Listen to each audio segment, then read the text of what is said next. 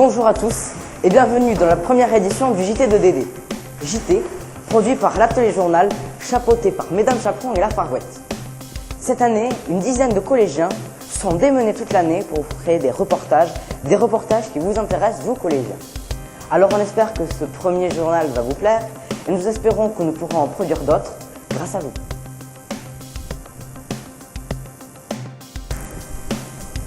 Star Wars, saga mythique aux multiples facettes, créée à l'origine par George Lucas.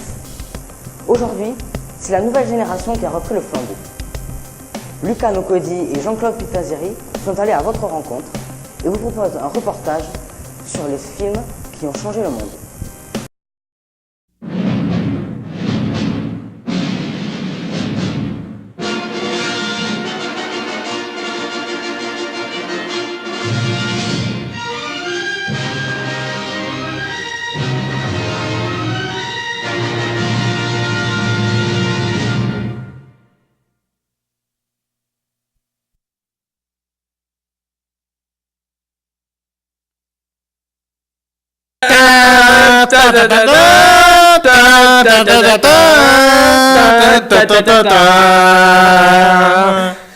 Qui ne connaît pas cette musique?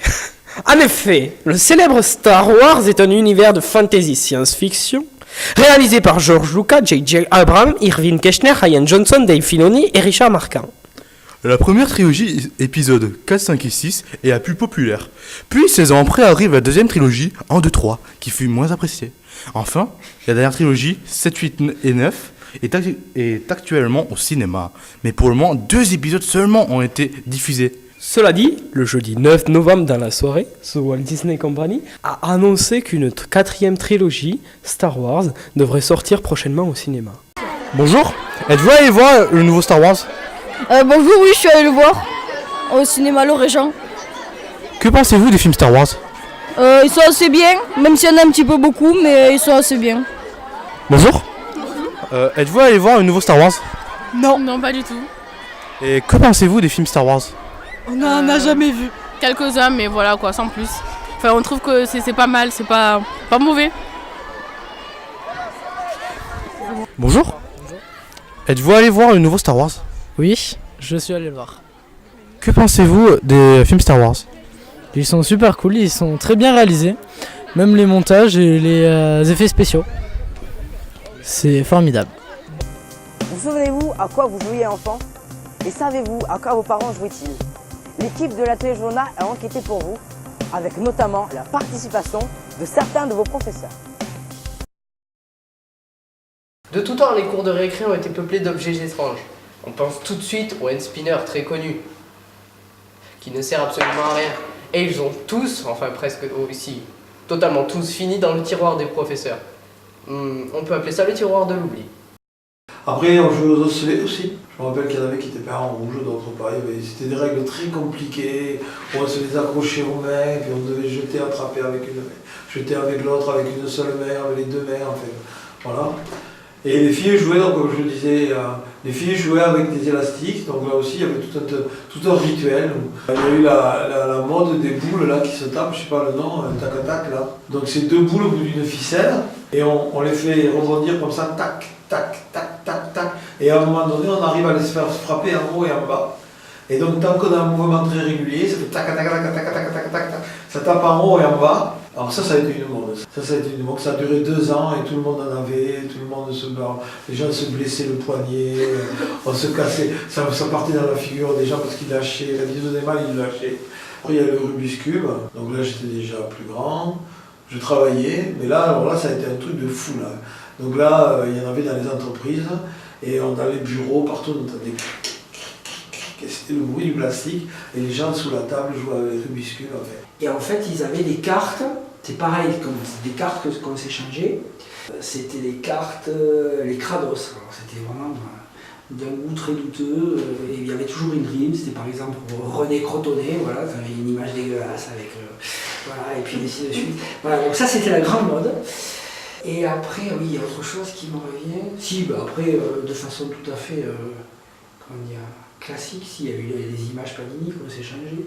Voilà. Mais ça, c'était quand il y avait des grands événements sportifs, comme la Coupe du Monde de foot, par exemple. Je me souviens en 6e, hein, je ne devrais pas le dire, mais je me souviens au mois de juin, en cours d'anglais, on avait notre album Panini, on s'est changé en cours.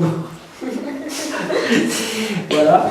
La corde à sauter, moi j'y ai joué en primaire, ouais. J'y ai pas joué, ouais, non mais j'y ai joué. À un moment donné, les garçons jouaient à la corde à sauter. Alors c'était tout le temps les filles qui jouaient à la corde à sauter, mais à un moment donné, il y a eu un effet de mode où les garçons ont fait, voilà.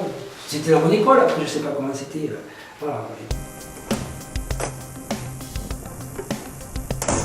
Mais alors, quel temps fait-il dans notre beau pays? Raphaël Poujardieu vous propose une météo digne de ce nom.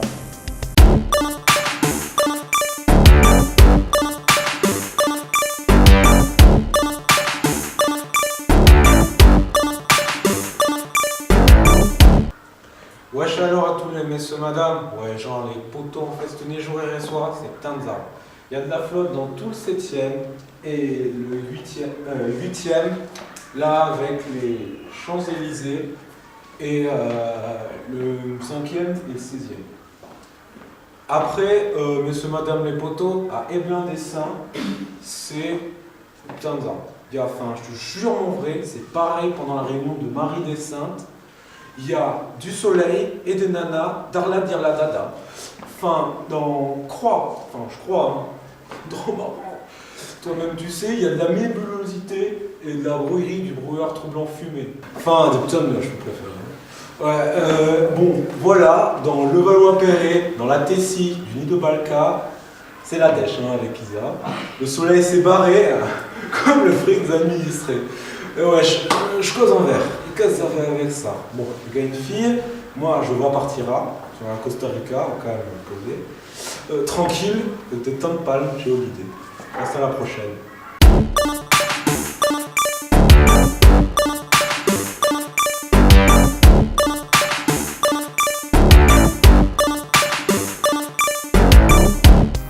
Vous avez toujours rêvé de visiter les coulisses de votre cinéma?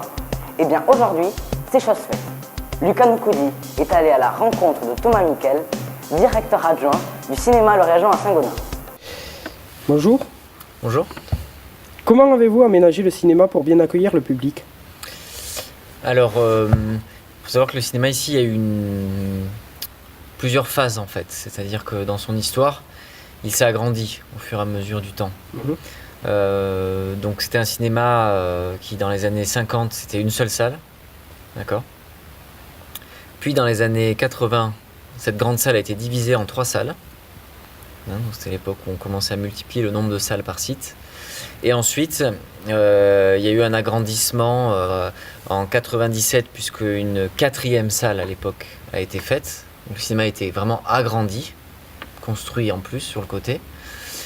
Et ensuite, donc 4 salles en 97. En 2005, 5 salles, donc la grande salle, la salle 1, donc un agrandissement en plus avec le parking. Et en 2013, 7 salles. Donc tu vois, il y a vraiment une évolution du cinéma sur un même endroit. Quand on prend une place de cinéma, on paye quoi et qui? C'est une très bonne question. Alors, quand vous achetez le ticket de cinéma, il y a un système qui est vraiment bien fait en France, c'est-à-dire que l'argent que vous donnez pour payer votre place, elle est redistribuée pour produire des films français. Alors je m'explique. Vous payez par exemple, vous avez un tarif réduit parce que vous êtes scolarisé ou étudiant, quoi.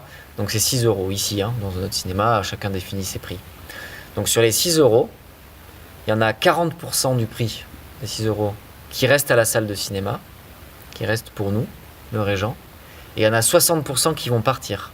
C'est-à-dire que nous, on est en bout de chaîne puisqu'il y a la production du film, d'accord. Ensuite, il y a les distributeurs qui distribuent le film dans les salles, etc. Et nous, on est au bout de la chaîne, c'est-à-dire qu'on est vraiment à la finalité du cinéma. On fait un film pour qu'il soit projeté dans la salle, et on est au bout de la chaîne, quoi.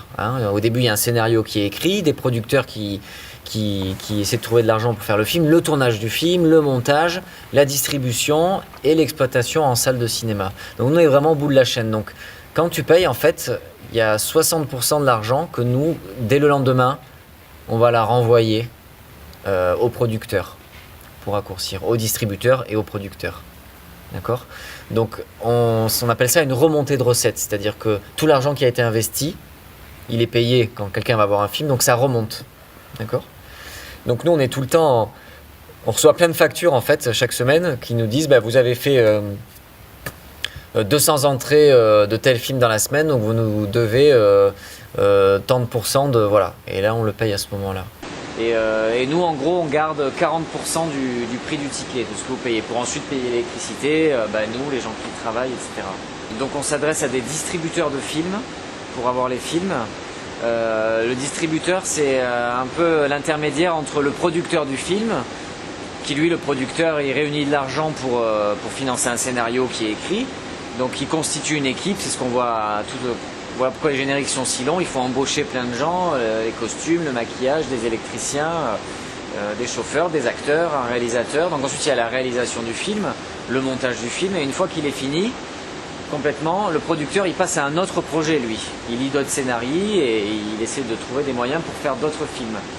Donc quand le film est terminé, lui pour passer à autre chose, il va prêter son film à un distributeur, et le distributeur, son but c'est de le distribuer dans les salles de cinéma.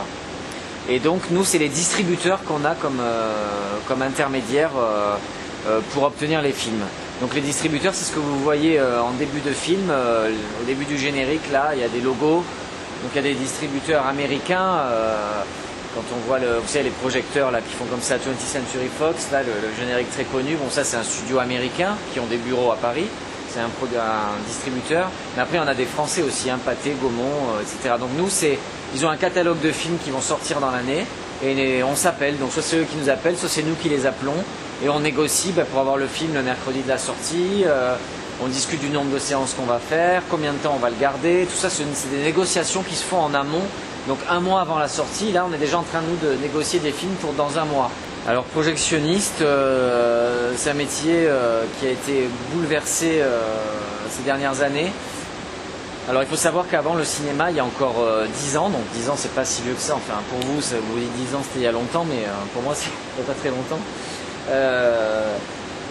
On projetait en pellicule, c'est-à-dire que c'était une pellicule, c'était un film plastique en fait, une forme plastifiée on va dire pour simplifier, avec les images qui sont des photogrammes dessus, et en cabine, ce qu'on voit derrière par exemple, c'était beaucoup plus gros. En plus il y avait la bobine, donc la pellicule qui était énorme comme ça, pour 2 heures de film on avait un rouleau de bobine énorme, et donc il y avait vraiment la manipulation de cette pellicule par le projectionniste.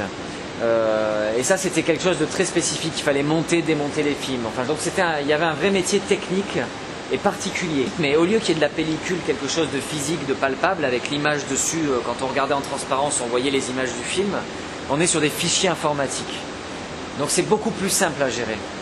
C'est beaucoup plus simple parce que c'est de la programmation, on reçoit un fichier qui est le film, et puis ensuite devant on fait des playlists en mettant les bandes annonces, les pubs locales, etc. Et on programme à la semaine, dans la cabine, on dit à 14h15, tu démarres telle playlist au projecteur. On lui donne l'info pour toute la semaine, et quand arrive l'heure, sur l'horloge du projecteur, pouf, il allume la lampe, il envoie le fichier, on a donné une bonne information pour que ce soit le bon cadre, le bon format, etc. Donc en fait, tout, si vous voulez, il y a une simplicité qui s'est faite. On reçoit les films, c'est des disques durs externes comme ça, comme vous avez un peu chez vous. Bon, le fichier est très lourd, donc on ne peut pas le mettre sur n'importe quel disque dur, mais la taille en tout cas c'est la même. On n'a plus ces grandes bobines, donc tout est beaucoup plus simple. Et c'est la fin de ce journal, merci de l'avoir suivi. On espère que cela vous aura plu, et on vous dit à l'année prochaine pour de nouvelles aventures au Collège Idiodora.